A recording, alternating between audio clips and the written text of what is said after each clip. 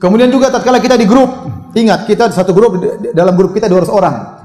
Kalau kita posting sesuatu akan dibaca oleh 200 orang, paling tidak banyak yang baca. Kita akan mengambil waktunya, mengambil waktu mereka. Maka tatkala kita ingin men-share sesuatu, mikir, pantaskah yang saya share ini mengambil waktu teman-teman saya 200 orang? Ternyata hanya lelucon yang tidak bermanfaat misalnya. Ternyata berita yang hoax misalnya.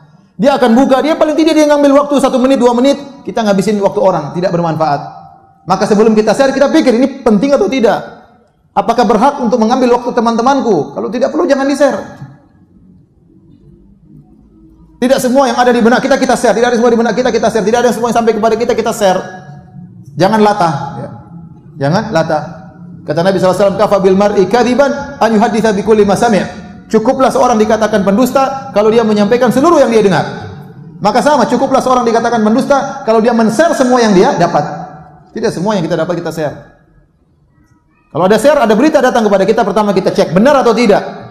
Datang dari jalan yang terpercaya atau tidak. Ya, sekarang berita ngawur-ngawur, banyak ngawurnya. Apakah sumber-sumber berita orang-orang penulis berita tersebut sikoh, ente kenal, rajin sholat di masjid, jujur? Anda kan nggak tahu. Mau berita tentang Saudi, mau berita tentang Amerika, mau berita tentang Indonesia, berita tentang pemerintah, berita tentang ustadz, belum tentu benar. Belum tentu benar. Kalau Anda mengenal yang bawa berita, maka Anda silakan. Tapi kalau enggak, hati-hati. Pertama, sebelum Anda men-share berita, pertama cek beritanya benar atau tidak. Kalau ternyata sudah benar, yang kedua manfaat atau tidak, maslahat atau tidak. Tidak semua yang benar kita sebarin. Kalau ternyata tidak bermanfaat, jangan disebarin. Tidak usah. Ngabisin waktu saudara-saudara kita. Ya. Baik, yang berikutnya, kalau Anda men-share berita, link, langsung tulis judulnya. Jangan linknya doang, orang jadi penasaran. Juga, wah begini aja ngabisin kuota. Anda mengambil harta orang lain. Kuota orang lain habis padahal hal yang tidak bermanfaat.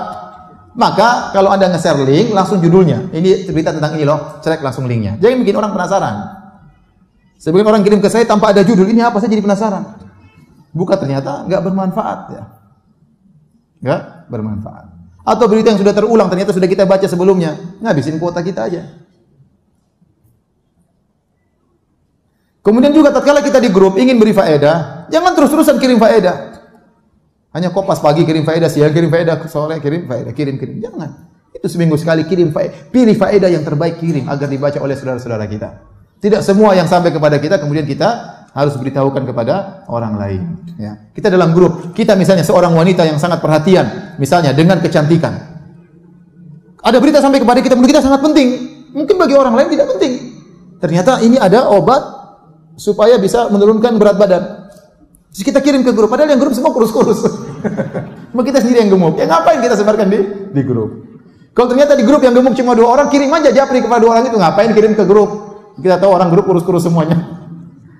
Maksud saya tidak semua yang menurut kita penting, itu juga penting bagi orang lain. Harus kita pikirkan, penting nggak bagi orang lain? Tidak semua penting yang bagi kita, penting bagi orang lain. Kemudian juga kalau ngirim berita, ngirim waktu-waktu yang tepat. Jangan kirim share jam 2 malam. Ngapain share berita jam 2 malam?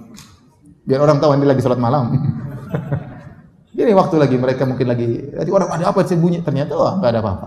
Mungkin dia lagi tidur, ting ting, dia lupa matikan HP-nya. Jam 2 malam ada berita apa? Ternyata share yang tidak bermanfaat. Maka pilih waktu yang tepat. Kira-kira orang biasa pegang HP jam berapa? Mungkin pagi-pagi, mungkin sore-sore, mungkin sebelum tidur. Tidak apa-apa. Kemudian kalau Anda ternyata dalam grup akhwat, hati-hati. Misalnya Anda punya grup 20 orang, semua teman-teman lama, teman-teman sekolah dulu yang mungkin saling tukar-tukaran foto di grup. Hati-hati, jangan dilihat sama suami. Jangan dilihat oleh suami, nggak boleh. Ya. Berita apa, Ma? Nggak usah tahu. Ini khusus buat akhwat, nggak boleh. Ya, karena jangan sampai kita memperlihatkan teman-teman kita yang cantik-cantik sama suami kita. Ya. Siapa tahu suami kita tertarik kan repot nanti. Nggak boleh. Rasulullah SAW mengatakan dalam hadisnya, la tubashirul mar'atul mar'ata fatan'atuha li zawjiha ka'annahu yanzuru ilaiha. Janganlah seorang wanita bertemu dengan wanita lain, kemudian dia pulang ketemu suaminya, dia ceritain, Mas tadi saya ketemu perempuan gini, seakan-akan sang suami lihat langsung wanita tersebut. Ini tidak boleh oleh Nabi SAW.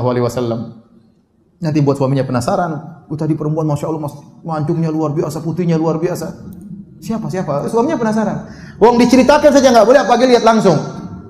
Diceritain saja nggak boleh, apalagi lihat langsung. Enggak boleh.